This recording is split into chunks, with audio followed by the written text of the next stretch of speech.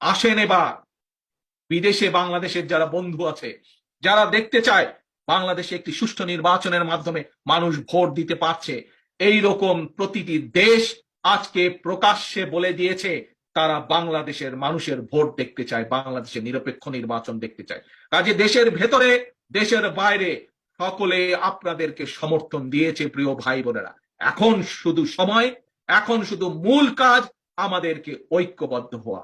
এখন আমি আপনাদেরকে জানতে চাই, আপনাদের কাছে জানতে চাই, এই যে এতগুলো আমি কথা বললাম, এখন যদি আপনাদেরকে আমি বলি এবং আপনাদের মাধ্যমে আপনাদের এলাকার এখানে সকলে আজকে আসতে পারেন নাই, আমাদের আরো বহু হাজারো লক্ষ নেতাকর্মী ছড়িয়ে আছে নারায়ণগঞ্জের প্রতিটি ইঞ্চি ইঞ্চি মাটিতে।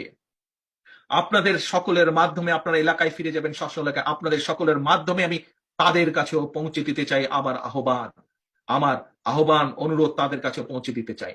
এখন যদি আমি আপনাদের কাছে জানতে চাই, এই যে 2-4 মিনিট আগে আপনারা হাত তুললেন, ঐক্যবদ্ধ হবেন আপনারা, কিন্তু এই মুহূর্তে যদি আমি আপনাদের কাছে জানতে চাই যে আপনারা প্রত্যেকে ঐক্যবদ্ধ হবেন এবং আপনারা ফিরে গিয়ে আপনাদের এলাকার প্রতিটি নেতা কর্মীকে, যাদের মধ্যে একটু মনোমালিন্য বা মত পার্থক্য আছে, যতদিন পর্যন্ত আমরা এই স্বৈরাচারকে হেদাতে না পারবো, এদেরকে হটিয়ে দিতে না পারবো, ততদিন পর্যন্ত আমাদের এই ঐক্যবদ্ধ সকল কিছু ভুলে ঐক্যকে আমাদের ইস্পাত কঠিন রাখতে হবে।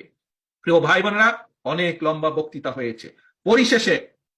পরিশেষে আসুন আমরা আজকের এই সম্মেলনের মাধ্যমে প্রতিজ্ঞাবদ্ধ হই, এই সম্মেলনে উপলক্ষে আমরা প্রতিজ্ঞাবদ্ধ হই, এই সম্মেলনে আমরা শপথ গ্রহণ করি, ইস্পাত কঠিন শপথ, যে যতদিন পর্যন্ত বাংলাদেশের মাটি এই অবৈধ ভোট ডাকাত মুক্ত না হবে, যতদিন পর্যন্ত বাংলাদেশের মাটি এই চোরের দল, এই অবৈধ এই নিশিরাতের ভোট ডাকাত দলের থেকে মুক্ত না হবে, ততদিন পর্যন্ত বিএনপি, শহীদ জিয়া, খালেদা জিয়ার একজন নেতা কর্মীও মাঠ ছেড়ে ঘরে ফিরে যাবে না। এই হোক আজকে আমাদের শপথ, এই হোক আজকে আমাদের প্রতিজ্ঞা। প্রিয় ভাই বোনেরা, ধন্যবাদ সকলকে।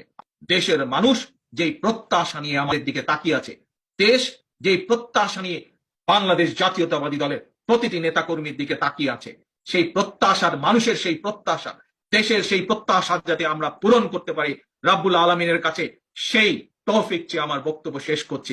আল্লাহ হাফেজ। বাংলাদেশ জিন্দাবাদ, বাংলাদেশ জাতীয়তাবাদী দল জিন্দাবাদ। আসসালামু আলাইকুম।